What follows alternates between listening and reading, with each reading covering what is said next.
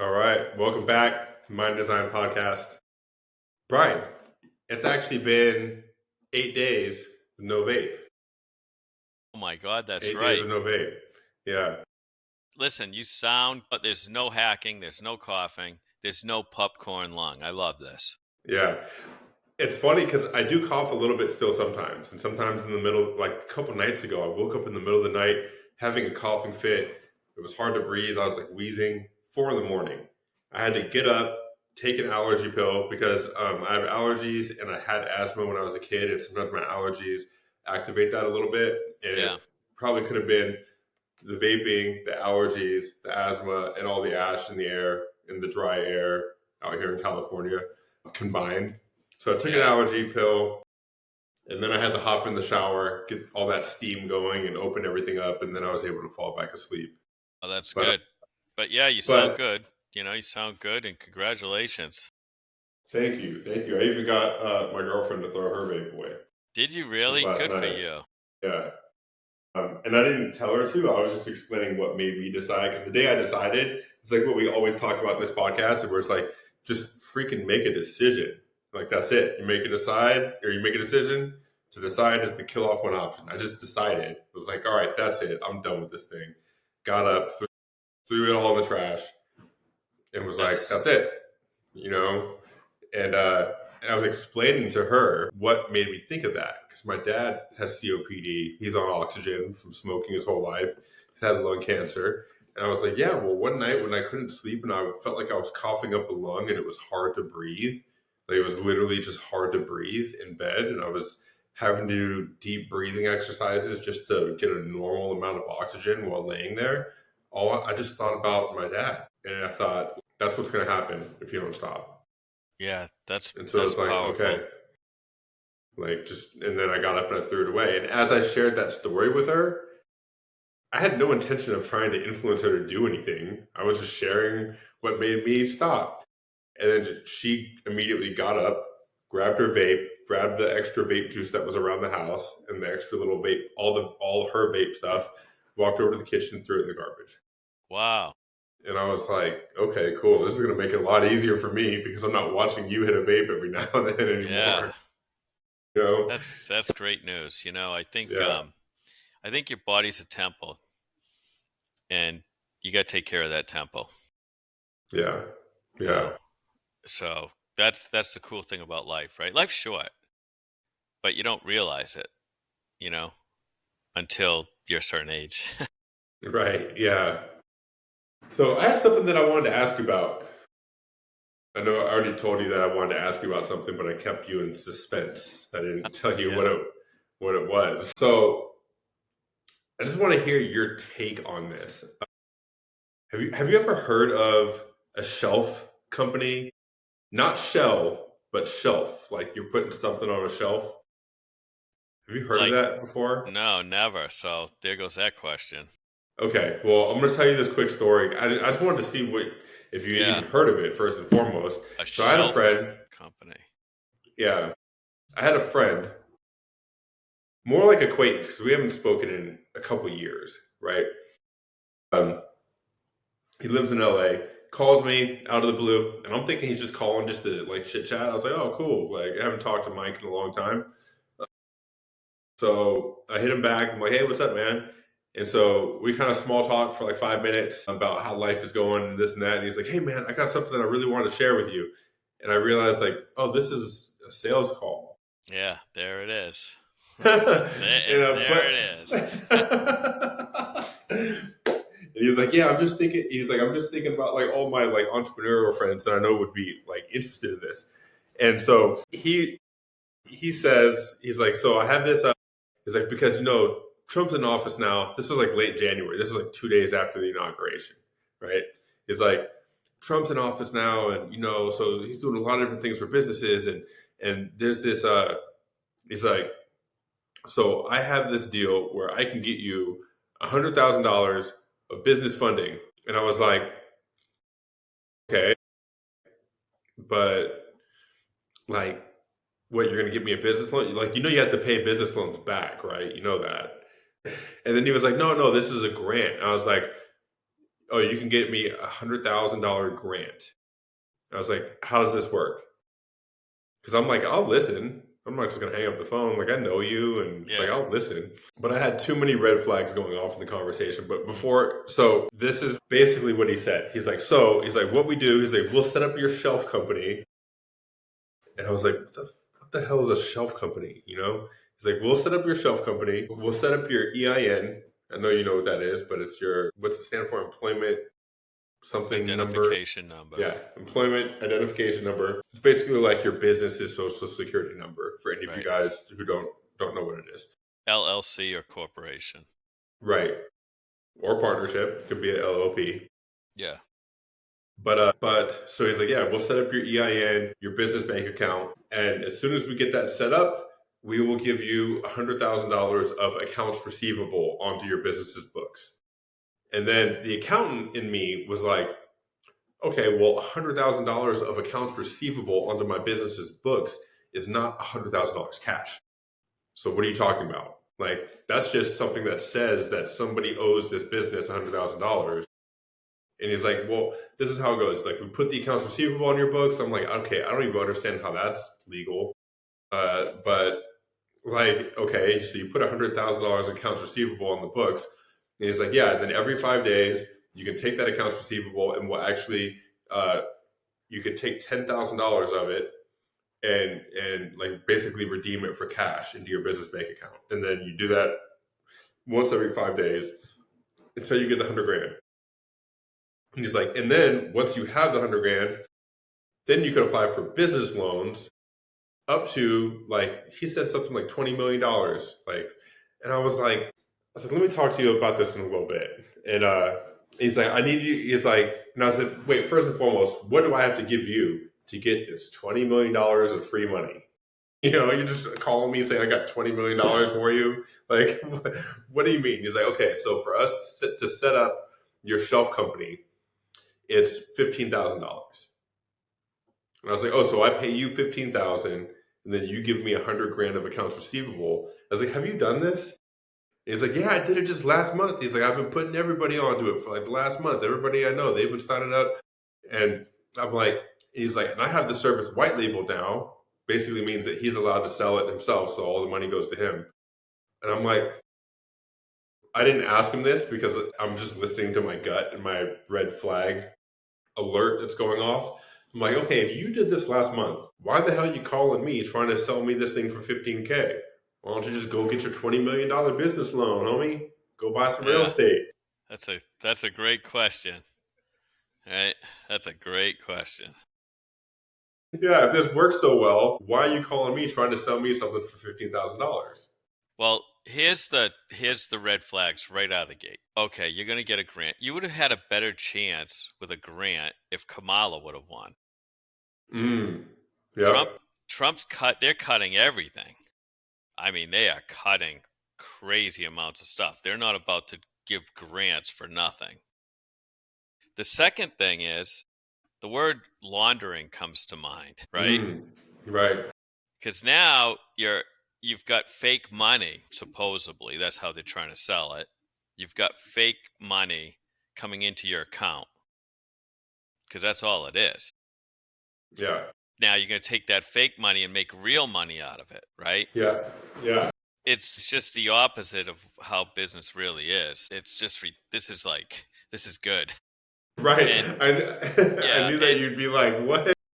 and here's the last thing on that note, right? So every once in a while, owning an electrical business, I might hear from someone that I haven't seen in 10, 15 years. No big deal. I always like talking to anybody. And I'll Mm-hmm. be like, okay, we'll talk and they'll talk and they'll talk. And then all of a sudden they'll say, oh, by the way, I need X, right, in the electrical. And I sit there and I always say, and there it is. You know what I Yeah. mean? And that's okay. I have business relationships and I have good friends, as well. But those are the calls. This guy's just hustling everybody he knows because that's what he's told to do. Hustle everybody you know. Yeah. And Yep. Ron Carter just happened to be on his list from 5 years back. Yeah. And hey, Ron, it's only 15 grand. Think about this, Ron. You're going to make $85,000. Yeah, okay. Right. Sounds so Right. good. Thanks. Man, I can't wait to sign up. Yeah. And the only proof that he had was about all the people that he just talked about all the people that he's gotten to sign up over the last couple weeks. I don't care who signed on the dotted line. Like, who got their money? Yeah. Who got their money? Who got their 100 grand Did you grant? ask him that? And he was like, well, it's like some of it's still in process because it takes like, Yeah. it takes like some time, to be able to liquidate the accounts receivable. And he just got into this 3 weeks ago. Uh, Mm. yeah. The But other red flag is that his business that they started for him is registered out of Texas. Mind you, he lives in California. I know some people have businesses registered in different states, but it's also in his 2-year-old daughter's name. oh, Jesus. I'm Yeah. like, I don't even think he understands the red flag that he's telling me. I'm like, dude, like, I'm training to be an accountant. I'm in my 3rd year of college for accounting. Yeah. Like, all of this sounds wrong, Yeah. Do you realize what you're telling me? And do you realize this is an open line? I mean, come on. And I'm like, and I told him that. And he's like, oh, like, you're going to school for accounting? He's like, because I'm going to need an accountant, man. He's like, because I'm doing all this. Basically, he said that he didn't take his 100 grand grant because he wants those accounts receivable to stay on his books to boost his business's value while he's selling this service. Because every time he gets a sale, it's 15K, so that gets added to the assets of the business. So that way, when he does get a business loan, he's got all these basically fake assets on the books to be able to Yeah. get a higher business loan because he wants to get the $20 million business loan instead of just like a million, so he can go buy a 200 unit apartment complex in Los Angeles. And I'm like, okay, so there's so many things. This wasn't a coaching session for me to give to Yeah. him, so I just was like, I'll think about it. And he's like relentless, like, all right, just sign the DocuSign. You don't have to pay anything right now. And I was like, yeah, just okay, send it over. Here's my email. Send me the DocuSign. That thing did not get signed. It's Yeah. like, no, but that will get me off the phone.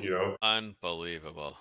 And so I'm thinking, like, first of all, even if all of this was legit, which like it really smells like none of it is, and you were able to get this business loan for that much money, like the last thing that I would want to do is have my first transaction ever in real estate to be in something that's an 8-figure deal for like hundreds of units when I have no idea how to manage any of it.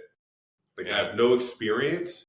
I haven't been working under somebody that's been doing that. Like, oh, I'm just gonna like, because I know that no matter what you do, like entrepreneurially, there's gonna be failure. And the failures are what you harvest the lessons from. And Yeah. so, and you harvest those lessons and then you apply it again and succeed. And the last thing I want to do was have my first failure in real estate to be on a $20 million deal, where where I sign a bad deal. I don't know what to look for. It's like, there's going to be mistakes. There's going to be, just like you were talking about the property that you owned a couple of weeks ago when we were talking, that was out of state, and that how you learn that you got to have somebody like kind of on the ground right there near the Yeah. property. Like, that was a lesson that you learned, right? And Yeah. like, I don't want to Absolutely. learn all these lessons on this giant scale. I'd rather learn them on a smaller scale, take the info I learned from them, and then apply that to larger scale deals that are good, you Mm. know? So that's not even the red flag of what I Yeah. saw. I looked up. Oh, That's go ahead. crazy. That's just crazy laundering of money or something. And what bank is ever going to look at 100,000 of receivables? They're going to be like, son, what did you do? Write this in your book? I mean, come on. Right. Yeah. But the point that I always tried to make, right? So get going on real estate. You can do it. The first thing is the first one's the hardest. Yep. And don't be like you can do whatever you want. But for me, my first home, right, was a single family home. Until someone taught me, wait a minute, what are you doing? Like, what do you mean? Well, that's one of the biggest investments you're going to make in your life, right? And you're making no money on it, No right? cash flow in a single family that you live Exactly. in. Zero cash flow. Zero. It's just costing you money every single month. And with the way the markets are right now, 20 years ago, people just expected you buy a single family home, you sell it, and then that's when you recoup your investment. But with home prices as high as they are right now, and with interest rates as high as they are right now, you don't know if you're going to like make money on selling. Yeah. Well, even if you do, if you're, let's just say you are making money on selling, the challenge is you got to buy somewhere else to live somewhere else. So Right. it's like, now I'm going to sell my home, but I got to buy another home at a higher cost, right? Or I'm going to seriously downsize, right? I'm going to get a double wide or whatever. I don't know. But you know what I'm saying? So there's always that factor as well. But let's just say you get, and I'm going to keep it real simple. Most investors would say, don't get duplex, get 3 families and up. But I'm going to keep it simple. Let's just say you got a 2-family, right? And you lived on one side, your tenants lived on one side, and everything was pretty decent for, say, 20 years or 15, whatever your mortgage is. Now that rent is your income. Like, it doesn't have to go to a mortgage. So you're creating your own pension. And let's just say at that point, all right, I want to sell both sides, or I want to sell the whole building, or now you've got a real huge nest egg. It's just different. But chances are, once you get going, you're not going to want to sell that property because hey, wait a minute, that property's making $2,000 a month for me. Yeah, if you're in California, like, because this is kind of like my plan, at least right now with this, is like get a duplex just because that's what's within price range around here, right? Mm, Move into one side, and within price range is like some really crappy looking duplexes in my city that I don't want to live in are like 1.2, you yeah. know? And so like there's some better ones that are like 1.5. So it's like looks like it's going to be a duplex, you know? Mm, And then live in one side, rent out the other. And even doing that on a property at that price range with this interest rate, I'm still going to be having to put in for the mortgage. It's not going to be like one side of the duplex is paying for everything, you yeah. know.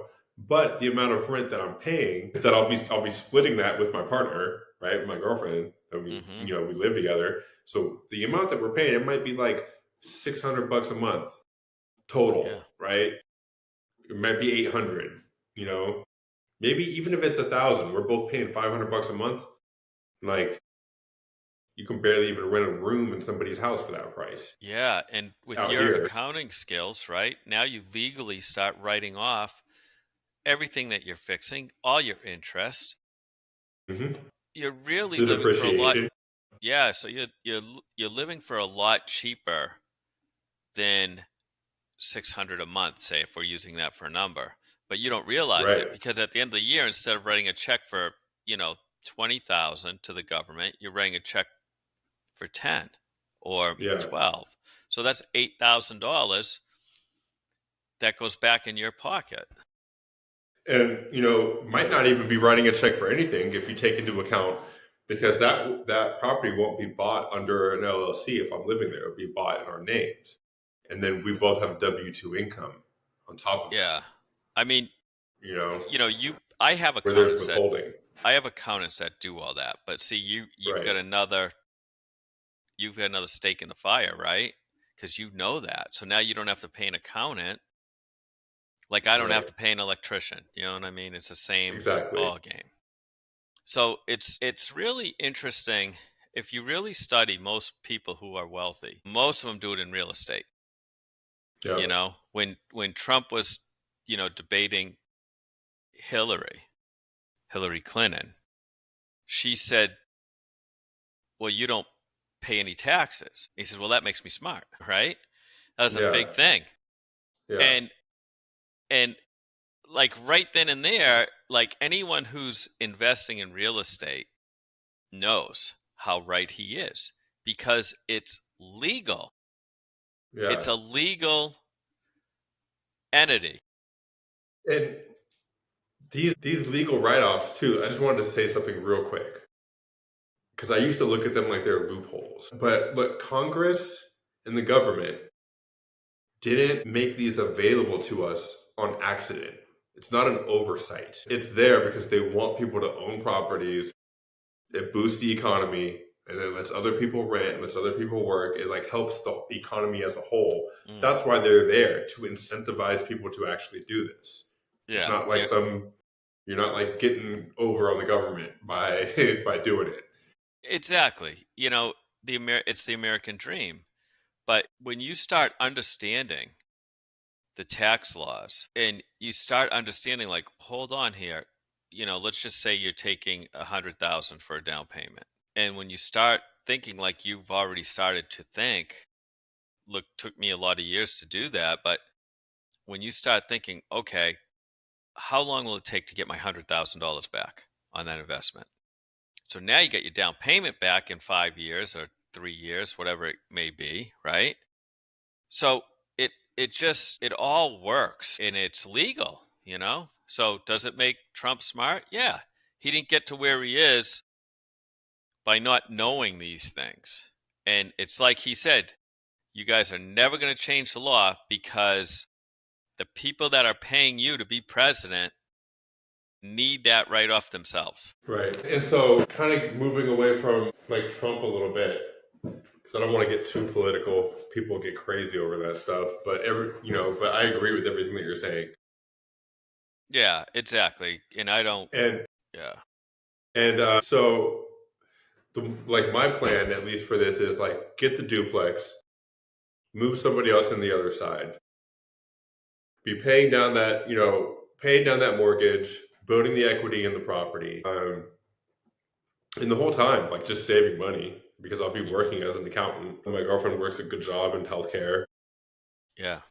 so like number one, we'll be able to save a lot of money just from our normal W-2 checks, and owning the property, building up equity in it, and then taking the money that we save and buying another property, even if it's another duplex, moving out of this one, moving into the other one.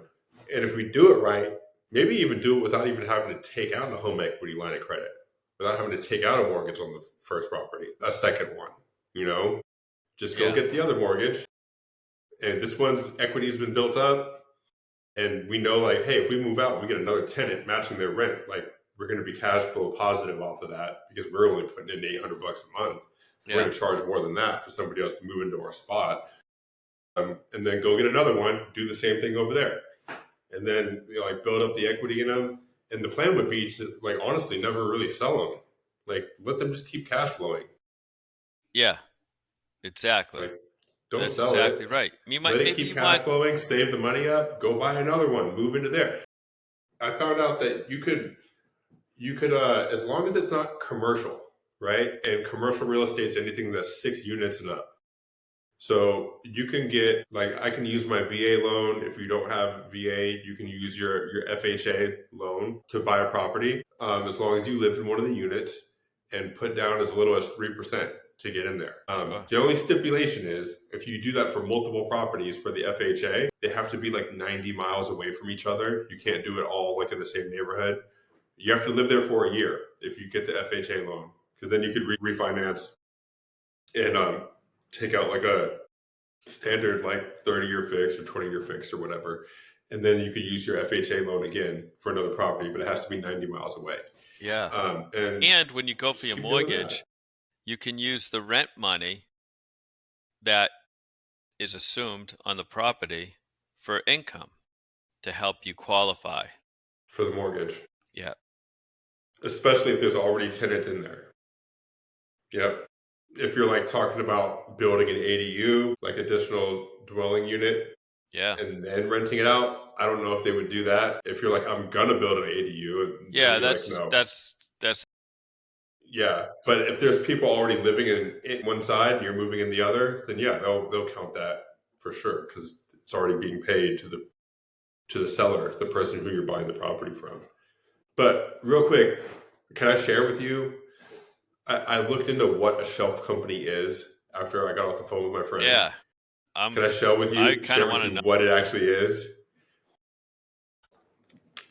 A shelf company, different than a shell company, because a shell company is you have an LLC or a corporation that's not actually conducting business operations, and it's just owning other companies, right? A lot of us are really familiar with that term because people use that for like money laundering. There's also a legit reason for shell companies as well.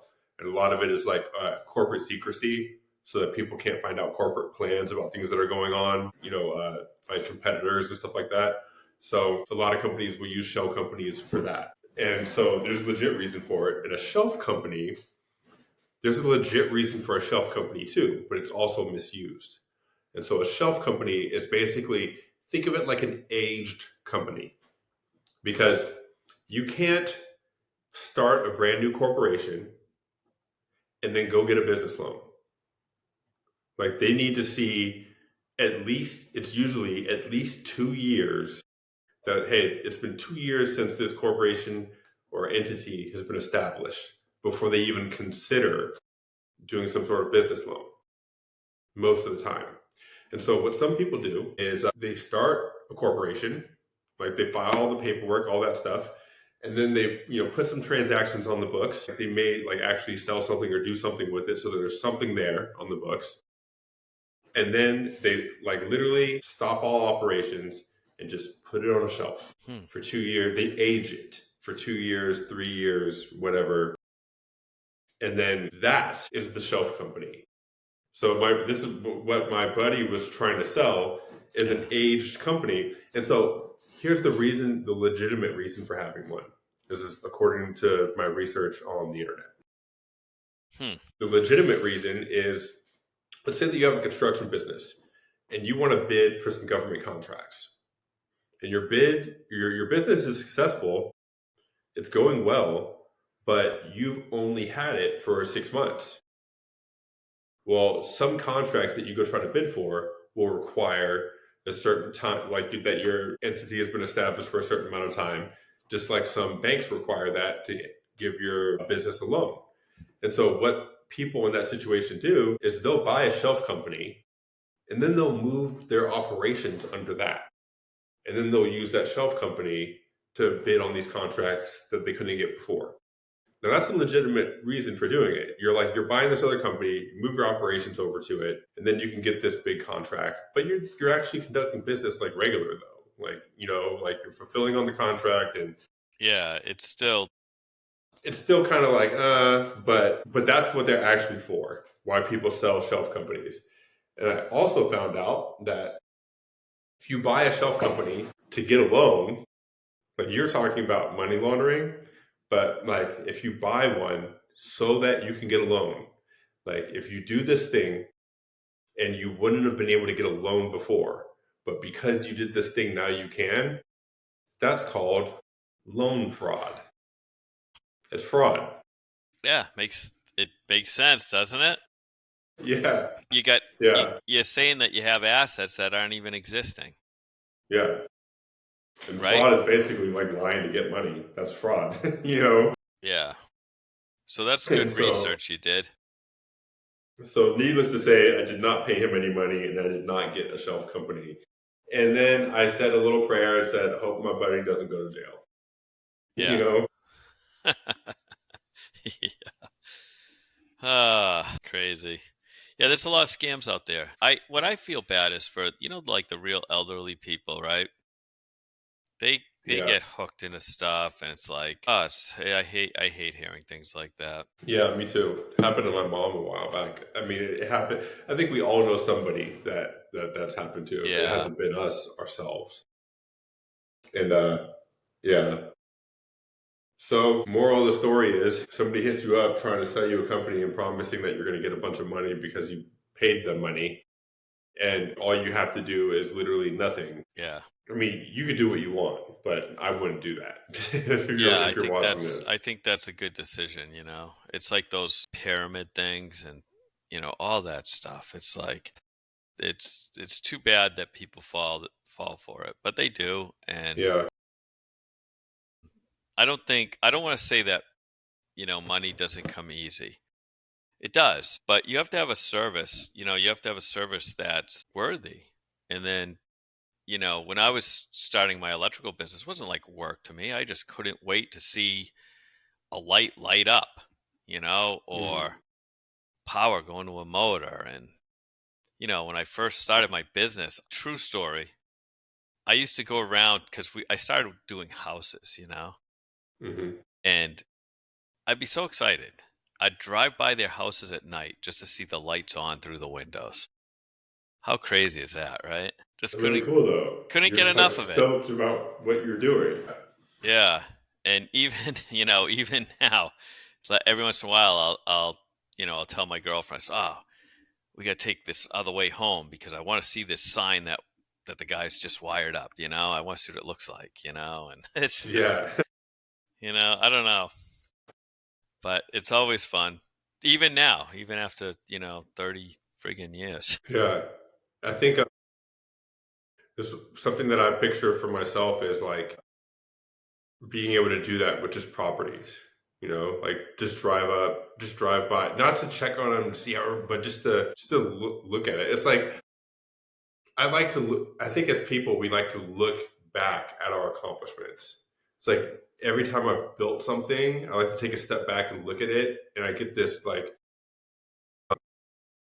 real satisfaction just like looking at the work that is done. You know, and Yeah.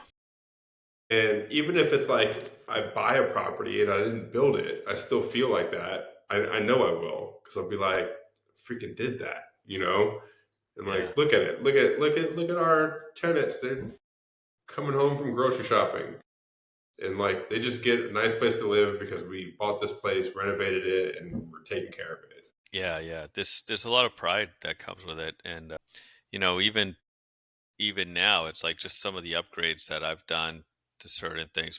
Neighbors stop. Wow, I can't believe it. This is so nice. And yeah, so there's a lot to it. But if I was to say, one thing, especially to anybody, right? More the younger, I tell all my younger guys, look, whatever you do, make sure that the money you're making makes you money. And that's the whole secret, you know? I don't care what it is. Make sure the money that you're making is making you money. I think that that's a perfect place to Yep. end this one. Thank you for sharing the wisdom, Brian, and Yeah. Hey, we'll thanks see for you guys. talking about the shelf company that I'll never Yeah, invest in. yeah, don't do it. And if my friend, if you see this somehow, some way, shape, or form, I got nothing but love for you, dude. This is just my honest opinion about the stuff. Hope everything's good with you and your family and all that. I didn't share it on purpose. Yeah. Yeah. So, yeah. Um, yeah. So, we'll see you guys next week.